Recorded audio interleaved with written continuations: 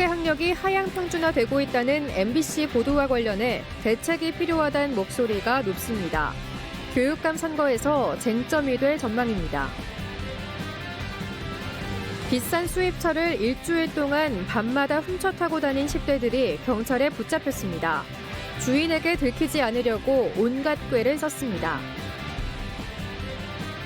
차량 등받이를 눕히고 있을 때 사고가 나면 부상 위험이 최대 50배나 높아지는 것으로 나타났습니다. 안전벨트 밑으로 미끄러지며 크게 다쳤습니다. 도내 북부 지역을 중심으로 지방정원 조성 움직임이 활발합니다. 휴식이 관광으로 이어져 지역 경제를 살리는 선순환 구조를 준비 중입니다.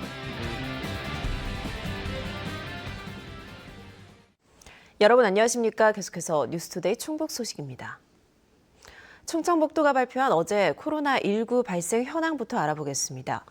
신규 발생 확진 환자는 6,498명입니다. 지역별로는 청주 1,735명, 충주 1,691명, 제천 541명, 단양 121명, 음성 634명, 괴산 224명, 진천 533명, 증평 436명, 보은 144명, 옥천 249명, 영동 190명이 확진됐습니다. 충북 누적 환자는 21만 6,058명, 누적 사망은 10명 늘어 274명입니다. 충북의 수능 성적이 계속 떨어지면서 하향 평준화하고 있다는 보도 어제 해드렸는데요. 교육감 예비 후보들이 일제히 학력 저하 문제를 비판하면서 다가오는 교육감 선거에서 뜨거운 감자로 부상하고 있습니다. 김영일 기자의 보도입니다. 수능 상위권 1등급 비율 전국 17개 시도 가운데 최하위권. 수리가 표준점수 평균 전국 16위. 2021학년도 대학 수학능력시험에서 충북이 거둔 초라한 성적표입니다. 여기에 수능 성적은 해마다 하락을 거듭하는 상황. 일부 학부모들의 반응은 격앙됐습니다.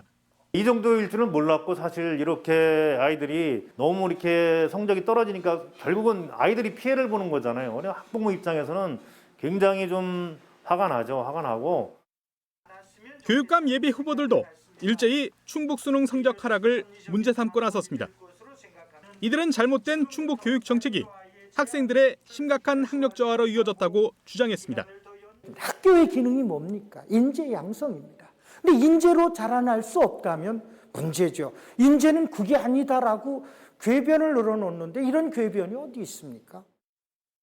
수시 준비에 치중하는 과정에서 수능 성적이 하락했다는 도교육청의 해명에 대해서는 전국 17개 시도 가운데 유난히 충북만 성적이 떨어진 이유로 납득할 수 없다고도 지적했습니다. 그렇다면 다른 시도는 아이들이 수시 지원을 안 한다는 말인지 되묻고 싶습니다. 우리 충북교육의 방향이 잘못되었음을 인정하는 것이라고밖에 생각하지 않을 수 없습니다. 또 더 이상의 수능 성적 하락을 막기 위해서는 이제라도 정확한 원인 분석과 함께 모든 학생들에 대한 평가가 이루어져야 한다고 강조했습니다. 평가의 영역을 무시하고 다른 걸 해서는 실제 왜 학력이 떨어졌고 앞으로 어떻게 이 문제를 해결할 것인지에 대한 진단이나 처방이나 방안이 안 나오거든요. 그것의 핵심은 저는 평가라고 봅니다. 학력 저하에 대한 우려가 높아지는 가운데 떨어진 학력을 어떻게 높일 것인지가 두 달여 앞으로 다가온 교육감 선거에 중요한 쟁점이 될 것으로 보입니다. MBC 뉴스 김영일입니다. 민주당이 대선에서 패배한 이후 40대 이하 여성 입당자가 크게 늘고 있습니다. 더불어민주당 충북도당은 대선 다음 날부터 일주일간 2,994명이 신규 입당했다고 밝혔습니다.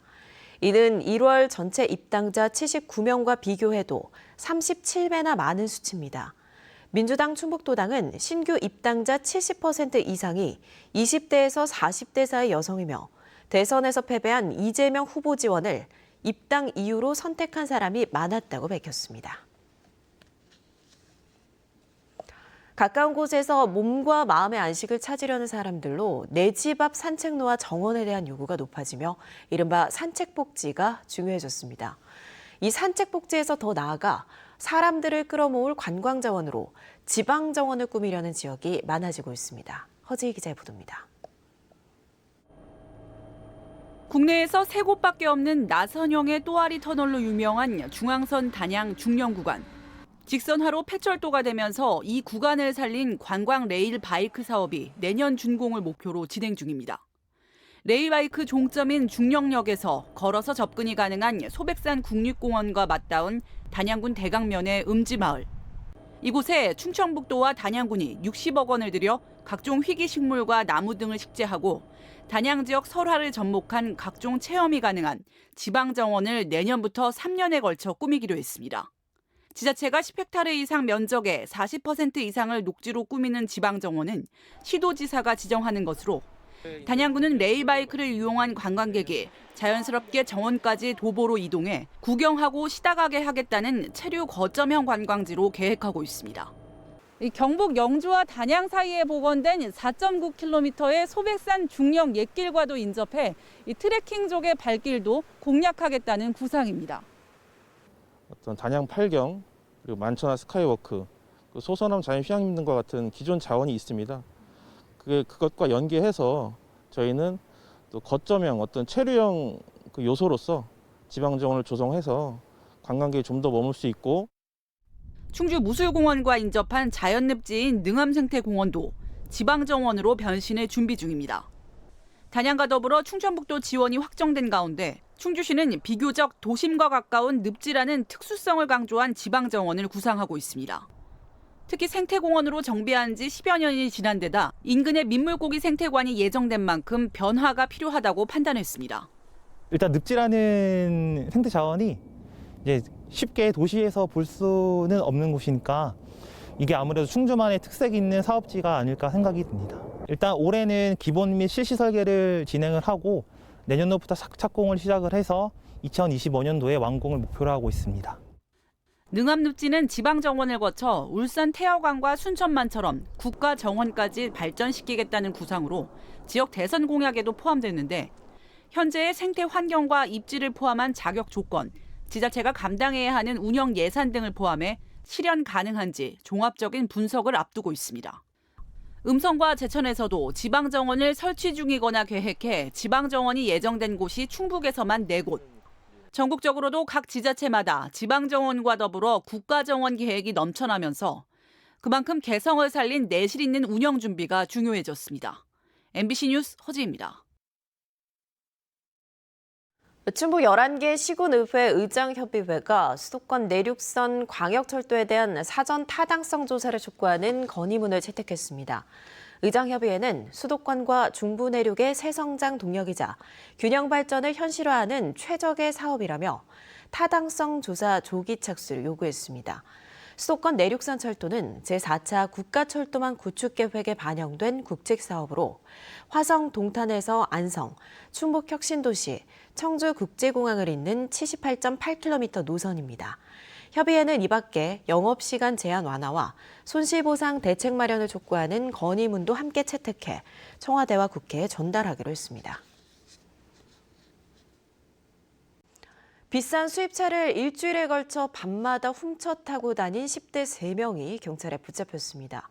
주인에게 들키지 않으려고 차를 몰고 다닌 뒤 제자리에 갖다 놓길 반복하거나 블랙박스를 꺼놓기도 했습니다. 김은초 기자의 보도입니다. 운전자가 수입 승용차를 아파트 지하 주차장에 대고 자리를 벗어납니다. 30초 뒤 누군가 나타나 차를 훑어보며 지나가더니 다시 돌아와 차를 끌고 주차장을 빠져나갑니다. 범인은 다름 아닌 17살 미성년자. 며칠 전 문이 잠겨있지 않은 다른 차에서 보조키를 훔친 뒤 주차장을 돌며 일일이 눌러보다 문이 열리는 수입차를 발견해 훔쳐탄 겁니다. 그 전에 저희 다른 가족 차량에 있는 스페어키를 훔쳐서 친구들까지 가담해 일주일에 걸쳐 밤마다 주인 몰래 타고 다녔습니다. 주차 위치가 바뀌면 주인에게 들킬까 봐 원래 자리에 안전고가를 세워놨다가 다시 대놓길 반복했습니다.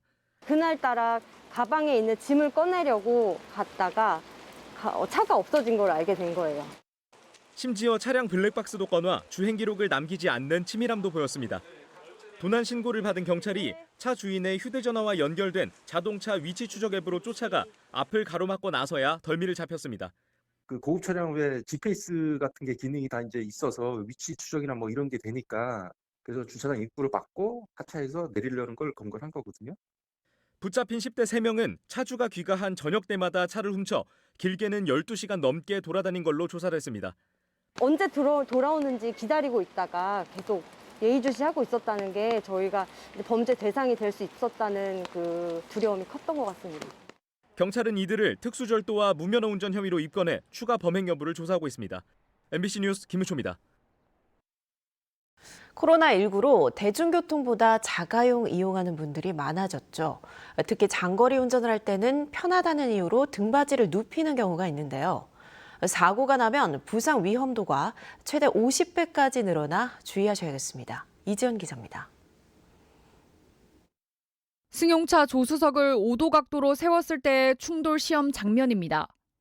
몸이 자연스럽게 쏠리며 에어백에 충격이 흡수됩니다. 좌석을 38도까지 젖혀봤습니다. 충돌 순간 목이 뒤로 꺾였다 다시 앞으로 크게 구부러집니다. 두 실험 모두 주행 속도는 시속 56km로 같았지만 확연히 다른 양상입니다. 한국소비자원과 보험개발원이 시험 결과값을 분석해봤습니다. 좌석을 세웠을 때 머리에 가해지는 상해값은 245, 등받이를 눕혔을 때는 825.5로 3.4배 늘었습니다. 목과 무릎, 골반, 다리에 가해지는 충격도 2배 넘게 증가했습니다. 순간 가해지는 힘의 크기와 충격량 등만 측정한 수치로 실제 생명에 끼치는 위험도로 비교하면 차이가 더 드러납니다. 두개골이 골절되거나 하루 동안 의식불명에 이를 가능성이 5도 각도에서는 0.5% 이하였지만 좌석을 젖혔을 땐 최대 26.7배까지 커졌고 목에 부상을 입을 확률도 0.1%에서 5%로 50배 높아졌습니다. 탑승자의 하체가 안전벨트 밑으로 미끄러져 나가는 서브마린 현상이 발생할 수 있는데 이 경우 안전벨트가 복부와 목을 압박해 심각한 상해를 일으킬 수 있습니다. 이번 시험 결과는 운전자와 동승자 교육을 위해 교통안전기관에 제공될 예정입니다. MBC 뉴스 이지연입니다. 러시아발 수급 불안이 더해진 국제 유가 상승과 환율 동반 상승의 여파로 충북 지역 휘발유 가격이 거의 10년 만에 리터당 2,000원대로 올라섰습니다. 한국석유공사에 따르면 어제 충북 주유소 평균 휘발유 값은 2,002.3원으로 지난 2012년 10월 리터당 1,000원대로 내려선 지 거의 10년 만에 처음 2,000원대를 기록했습니다. 휘발유 값은 지난 5일 1,800원대로 올라선 지 닷새 만에 1,900원대로 다시 엿새 만에 2,000원대로 올라서는 등 가파른 급등세를 이어가고 있습니다. 지난 3일 리터당 1,600원대 올라선 경유도 현재 1,916원으로 불과 2주 만에 300원 급등했습니다.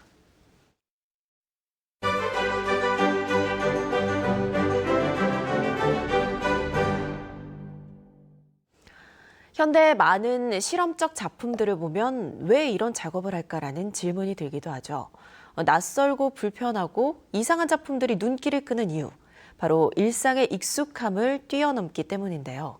대중의 입장에선 굳어진 미에 대한 관점을 깨야 비로소 작품의 실체가 보이는 게 현대 예술의 한 속성인지도 모릅니다. 이번 문화 있다에서는 실용과 예술이라는 두 가치가 공존하는 현대 장신구 분야에서 과연 아름다움이 무엇인지 질문을 던지는 전은미 작가를 만나봤습니다. 이채연 기자입니다. 고릴라와 말 형상으로 빚어낸 공예 작품. 얼핏 보면 조각인 듯 싶지만 몸에 다는 장신구입니다. 투명한 몸체, 머리에 달린 털, 검은 점들이 돋보이는 브로치인데 알고 보면 재료가 독특합니다. 몸체는 소의 소장, 털은 작가의 머리카락, 점은 식물의 씨앗으로 만들어졌습니다. 열매를 형상화한 장신구도 물소뿔, 말린 돼지 껍데기, 금속 등 여러 재료들의 접합으로 이루어져 있습니다. 말린 소소장을 겹겹이 쌓아 색을 입힌 목걸이도 있습니다.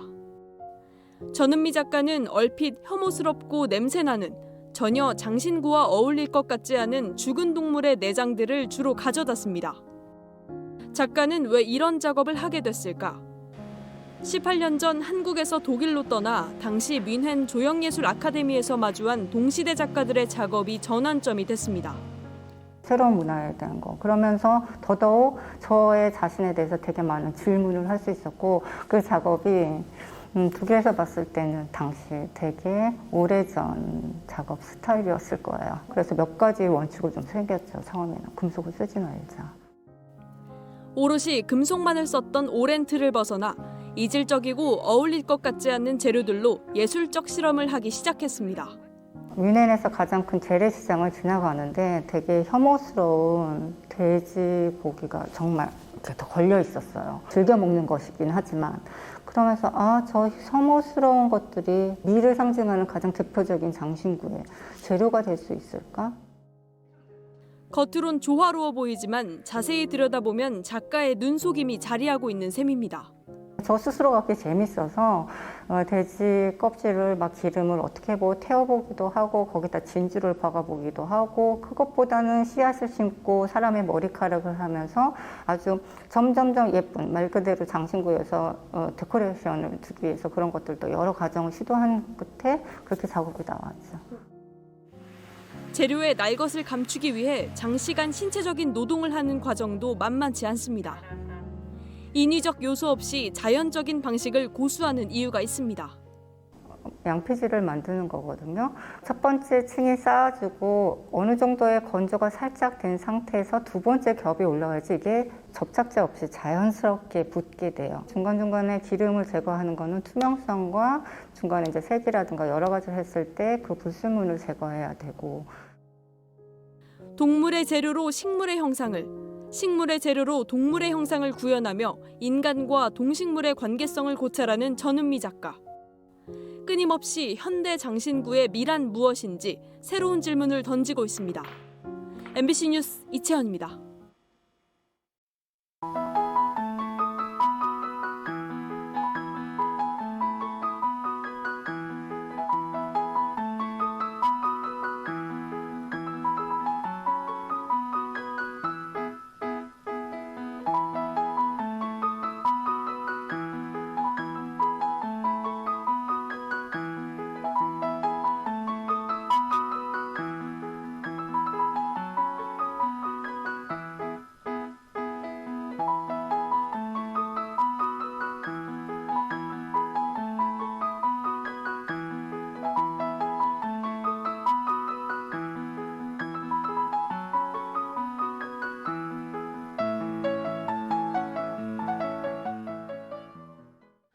최근 대규모 산불 피해를 입은 경북 강원 지역에 충북에서도 도움의 손길을 보내고 있습니다. 충청북도는 경북과 강원 사회복지 공동모금회에 3천만 원씩 기탁해 피해 복구와 이재민 지원에 쓰도록 할 예정입니다. 시군자원봉사센터도 경북 울진을 방문해 생필품을 지원하고 사랑의 밥차 봉사활동을 벌였으며 피해 지역 자원봉사센터와 협의해 봉사활동을 계속 실시할 계획입니다. 앞서 충청북도는 이번 산불 진화를 위해 소방인력 476명과 헬기, 위성중계차, 펌프차 등 장비 46대를 지원한 바 있습니다. 라이트월드 상인회가 충주시에 수십억 대 손해배상 소송을 제기했습니다. 라이트월드 상인들은 충주시가 사업도중 약정서 내용을 변경하고는 뒤늦게 불법 전대를 문제 삼아 허가를 취소해 막대한 손해를 입었다며 충주시에 25억 6천만 원을 지급하라는 손해배상 소송을 제기했다고 밝혔습니다. 충주시는 이에 대해 상인들은 라이트월드 유한회사와 계약을 맺은 것으로 시 책임이 아니며 앞서 진행된 사용수익 허가 취소 소송에서는 시가 30 모두 승소했다고 설명했습니다. 충북 일선학교의 수업이나 학사 운영을 지원할 긴급 수업 지원반이 운영에 들어갔습니다. 충청북도교육청은 시군교육청과 산하기관에 파견된 교사를 중심으로 초중등 교육 전문직과 기간제 교사 등 400여 명 규모의 긴급 수업 지원 인력풀을 구성하고 코로나19로 수업 결손 등 학사 운영에 차질을 빚는 학교에 지원하기로 했습니다. 한편 충북도 내 학생과 교직원 학증은 이달 개학 첫날 798명에서 최근 하루 1,375명으로 2주 만에 70% 넘게 급증했습니다.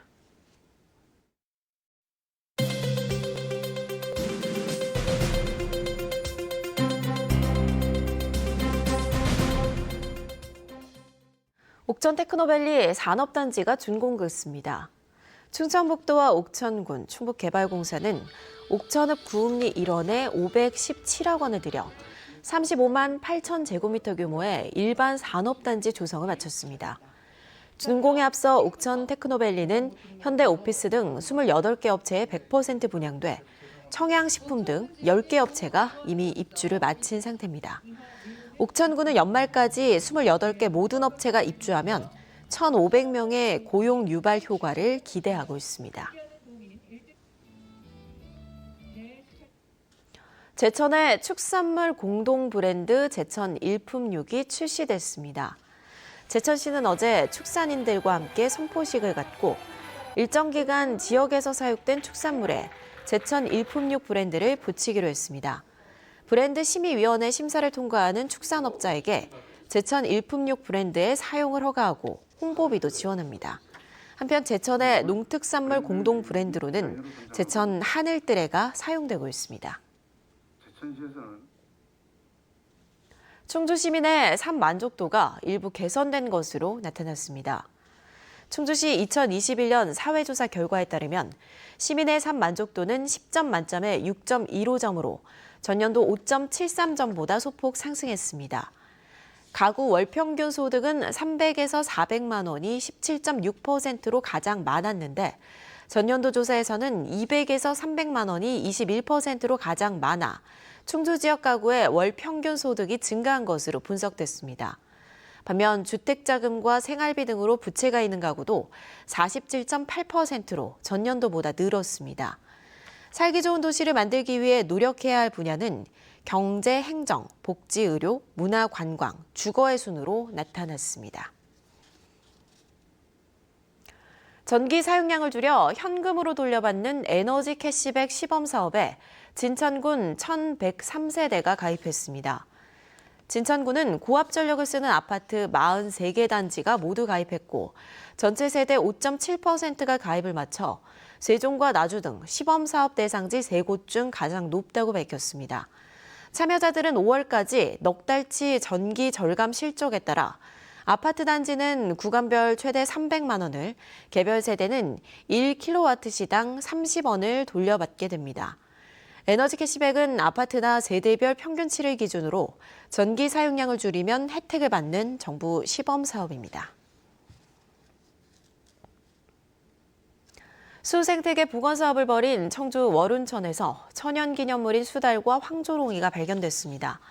청주시는 상당구 월운천 2.5km 구간의 생태 환경을 조사한 결과 2015년까지 없었던 수달과 황조롱이 서식을 확인했다고 밝혔습니다.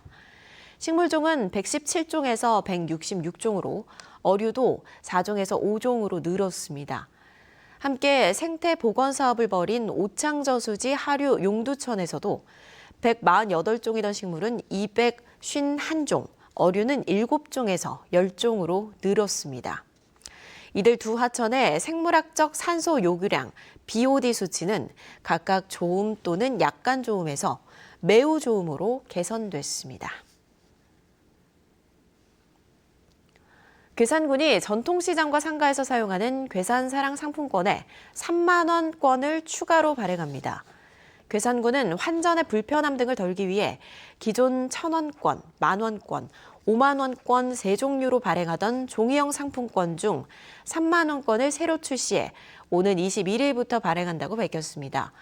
이 밖에 오는 12월까지 매달 둘째, 넷째 주 금요일에 3만 원 이상 결제권 중 무작위로 30건을 추첨해 3,000원씩 지급하는 페이백 행사도 마련했습니다.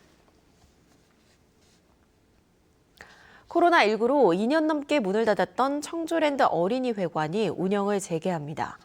청주시는 정부의 단계적 일상회복 지침과 지역사회의 꾸준한 재개관 요구에 따라 22일부터 다시 문을 열기로 했습니다.